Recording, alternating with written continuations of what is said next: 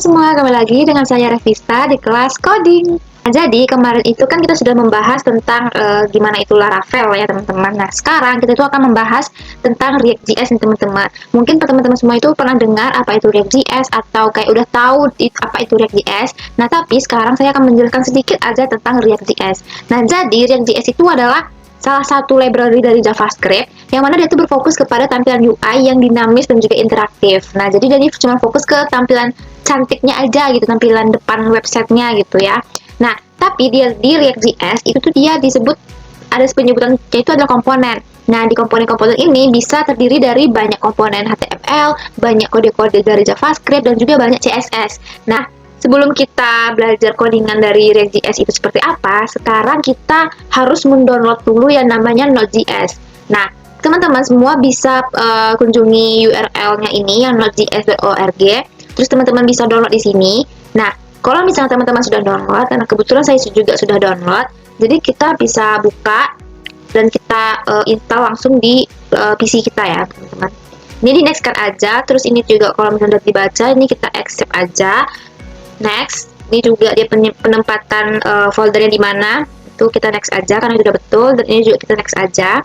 Ini juga kita next aja, ini langsung kita install ya teman-teman. Kalau misalkan udah seperti ini teman-teman, kita tinggal finishkan aja. Oke, itu artinya dia sudah terinstall. Nah, kalau misalkan sudah terinstall, kita bisa cek di terminal kita atau di command prompt laptop kita. Cuman saya biasanya terminalnya itu di VS Code sih. Nah, di sini. Nah, teman-teman bisa cek dengan Node -v ini untuk melihat tipe Node.js teman-teman. Kalau misalkan dia sudah berhasil terinstall, dia bakalan keluar seperti ini. Ini apa namanya, nomor serinya lah ya gitu bisa dibilang. Terus bisa juga dicek untuk cek npm-nya juga. Nah, seperti ini. Kalau seperti ini dia berarti sudah bisa kita gunakan untuk React-nya ya teman-teman. Lalu teman-teman semua juga harus buat folder yang mana itu untuk tempat kita ngoding React.js-nya. Nah, di sini saya udah buat folder yang namanya React Wedding dan nama weddingnya Wedding App. Nah, yang Wedding App itu teman-teman semua buatnya seperti ini. Misalnya saya masuk dulu ya ke React Wedding-nya. Nah, teman-teman bisa membuat new project itu bisa pakai perintah ini. Misalnya yang kayak saya buat ya, Wedding App. Nah, seperti ini teman-teman bisa pakai perintah yang seperti ini. Nanti kalau misalnya teman-teman enter itu bakalan terbuat foldernya. Ini teman-teman jangan lupa ini di CMD ya teman-teman, di CMD. Oke. Terus kalau misalnya terbuat, ini dia bakalan terbuat di folder ini. Nanti teman-teman tinggal open aja. Nah, seperti ini. Nah, kalau misalkan udah, teman-teman masuk aja ke foldernya. Nah, seperti ini teman-teman. Nah, kalau misalkan kita mau tes nih apakah dia jalan atau tidak, teman-teman bisa tesnya itu dengan npm run dev. Nah, nanti dia bakal ngasih localhost. Dari sini kita tinggal klik aja. Nah, nanti dia bakal terbuka seperti ini. Nah, kalau tampilannya udah seperti ini, berarti dia itu sudah berhasil ya teman-teman. Tinggal kita di sini tinggal ngoding aja gitu. Begitu untuk instalasinya. Oh iya, sebelum itu teman-teman juga jangan lupa download beberapa extension ya untuk membantu kita dalam mempermudah ngoding gitu. Yang pertama teman-teman download yang auto class tag yang ini, yang dari Junhan punya. Ini tuh kalau misalkan kayak kita tuh nggak perlu double-double gitu loh buat class tag-nya. Terus juga auto rename juga teman-teman bisa download. Ini untuk mempermudah aja sih dalam rename tag-nya gitu. Terus juga buat untuk si React-nya itu tuh namanya IS7 yang ini. Nah, yang ini yang miliknya DSZ. Nah, yang ini. Yang ini ya teman-teman. Terus juga buat kode format gitu biar nggak acak-acakan dan bisa lebih cepat nih. Saya pakai ini sih, download ini kode format ya. Nah, itu sih beberapa extension yang bisa membantu kita untuk coding di sini gitu. Oke. Sekarang kita lanjut ke percobaan membuat project-nya yang sederhana dulu ya teman-teman. Nah, jadi di sini kita akan mentes atau belajar ngoding di React.js dengan sederhana aja dulu ya teman-teman. Nah, jadi di project saya itu tuh namanya Wedding App. Jadi saya tuh mendapatkan project yang judulnya tuh untuk Wedding Organizer gitu, kayak pernikahan gitu lah ya kan. Nah, jadi di sini saya akan membuat untuk kayak surat undangan atau dekorasi pernikahan atau dari segi bajunya juga gitu. Nah, Tapi di sini saya akan mencontohkannya itu yang versi surat undangannya dulu, yang simpelnya aja dulu ya teman-teman. Nah, jadi teman-teman itu ngoding itu di dalam folder SRC yang ini. Kita buka, terus teman-teman semua bisa buat folder baru yang terserah tuh namanya apa. Kalau saya buatnya pertemuan 2 karena kebetulan juga pertemuan yang kedua saya belajar React.js ini. Terus di dalam pertemuan kedua itu teman-teman semua buat buat file yang mau teman-teman jadikan dia parent komponen komponen induknya. Nah, di sini saya buatnya tuh komponen induknya itu adalah artikel detail. Nah, cara membedakan dia komponen induk dan anaknya itu, kalau yang induk itu tuh kita bisa lihat dari nama filenya. Di sini ada nama file artikel, ada list product, ada Q&A, dan juga ada utama. Nah, 4 ini tuh adalah komponen induknya. Komponen anaknya yang mana? Yang komponen anaknya itu yang ada di function-function ini.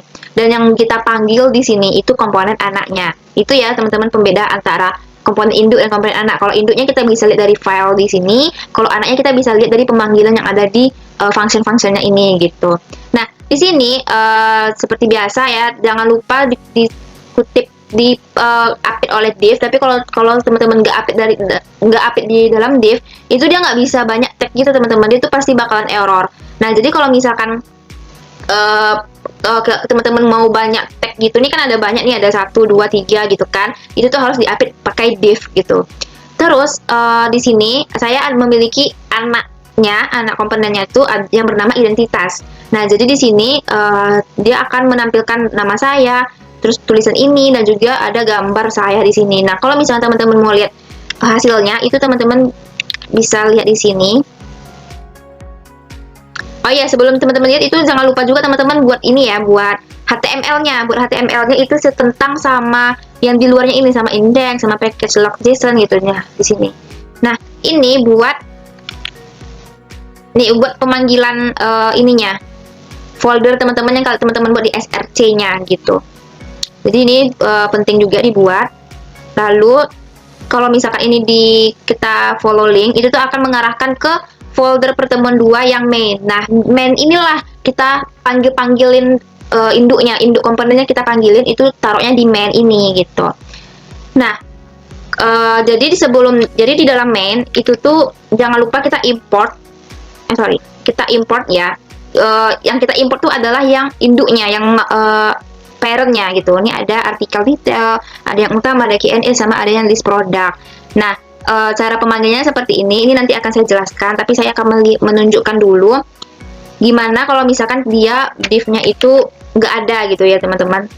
Jadi yang sebelumnya tuh dia itu seperti ini, tapi kalau misalkan div-nya kita hapus, nah dia tuh bakalan error, dia tuh bakalan nggak bisa, karena div-nya itulah gunanya untuk bisa beberapa tag yang di-update gitu. Nah, oke, lanjut. Nah, di function identitas ini anaknya. Di sini saya akan menampilkan gambar saya, terus nama dan tanggal saya buat, itu akan ditampil di sini. Nah, jadi induk artikel detail itu tuh dari sini sampai bawah sini. Nah, anak pertama identitas berarti saya punya komponen anak itu ini gitu. Ini komponen anak 1 gitu ya. Terus lanjut, saya ada lagi di sini anak kedua. Itu namanya deskripsi surat undangan. Nah, ini nih maksudnya yang teks ini teman-teman. Teks ini tuh saya buat itu sebagai anak kedua. Nah, ini nih seperti biasa ya, diupdate dari dalam div karena dia ada beberapa tag paragraf di sini. Oke. Terus saya juga ada buat function untuk gambarnya nih teman-teman. Ini juga anak ketiga ya berarti. Nah, di sini saya isinya tuh gambar dan juga ada kayak caption gambarnya gitu. Jadi ini nih satu anaknya lagi gitu. Untuk gambar. Lalu anak terakhir itu saya buat yang di sini, kembali dan lanjut. Ini juga satu anak. Jangan lupa dipakai tag div, walaupun di sini satu ya teman-teman, tapi tetap pakai div. Nah, itu, dan cara pemanggilannya tinggal panggil aja di sini sesuai nama anaknya, identitas, gambar surat, dan sampai kembali lanjut. Nah, itulah seperti itu teman-teman kalau misalkan kita mau buat induk dan anaknya gitu ya. Jadi induknya itu dari sini, nah sampai sini. Anaknya itu ada yang ini, ada yang paragraf, ada yang gambar dan caption gambar, sama ada yang ini, itu anaknya gitu. Oke, lanjut. Nah, habis itu saya juga ada induk yang namanya Q&A. Sorry, ke list product dulu ya. List product itu sama juga. Ini ada beberapa anaknya. Di sini saya ada 5 anak ya pemanggilannya. Ada filter sama ada undangan 1, 2, 3, 4. Nah, jadi induknya itu dari sini sampai bawah sini. Nah, itu induknya. Anaknya itu ada yang ini anak pertama, kotak 1 ini anak kedua, ini anak ketiga, ini anak keempat, dan anak kelima. Caranya itu juga sama teman-teman, pemanggilannya itu sama semuanya. Seperti ini. Nah, pemanggilan di sini juga sama. Oke. Lanjut, saya juga ada buat induknya itu Q&A section. Nah, ini untuk list-list pertanyaan gitu ya. Nah, di sini ada sedikit berbeda nih teman-teman. Di sini saya buatnya itu Q&A-nya itu pakai props. Nah, props itu tuh supaya dia pemanggilannya tuh nggak berulang-ulang gitu loh teman-teman. Misal, di sini saya buat Q props pertanyaan, E props jawaban gitu kan. Berarti nanti dipanggil di atas Q&A, jadi pertanyaannya itu sesuai dengan yang di props ini. Jadi nanti pertanyaan sama dengan ini, jawabannya juga sesuai sama yang ini, yang di props di sini di function ini. Terus dibuat jawaban sini, jawabannya apa. Jadi teman-teman, teks ini itu tuh nggak teman-teman buat di dalam function Q&A, tapi dibuat di pemanggilannya itu, di pemanggilan di induk komponen yang di sini. Jadi panggilan tuh teksnya di sini gitu. Dan dia bisa berulang-ulang dipanggil, jadi nggak sekaligus gitu kan. Jadi bisa berulang-ulang kayak gini jadinya. Nah, ini nih artinya satu anak, walaupun tagnya banyak, tapi ini merupakan satu function kan, function yang sama gitu, makanya ini disebut dengan satu anak. Terus, lanjut saya juga ada Q&A info, ini cuman kayak basa-basi gitu di sini. Ya, nih, ini tuh satu anak saya buat, terus juga ada Q&A kontak, itu kontak ini, juga satu anak. Ini satu anak, ini juga satu anak gitu teman-teman. Sisanya sama seperti yang seperti tadi ya cara pembuatannya. Terus saya juga ada induknya juga yaitu utama. Nah, ini yang paling utama. Jadi dia dari ujung sini dari awal sampai bawah. Sampai ini yang 2025 kelompok 4 ini. Nah, jadi disinilah kita buat ini judulnya ya, teman-teman. Nah, kenapa ada children? Karena dia tuh punya anak kan. Nah, jadi kayak dia tuh induk utama gitu. Jadi induk utama itu punya anak. Nah, anaknya itulah sih kita buat children ini gitu. Nah, pemanggilan semuanya ini itu kita panggil di main.jsx ini. Jadi di sini seperti yang saya bilang, jangan lupa import supaya dia tuh masuk ya function-function dari induknya. Terus kita panggil di sini. Nah, tadi karena utama itu teratas, jadi pastinya utama duluan yang kita buka.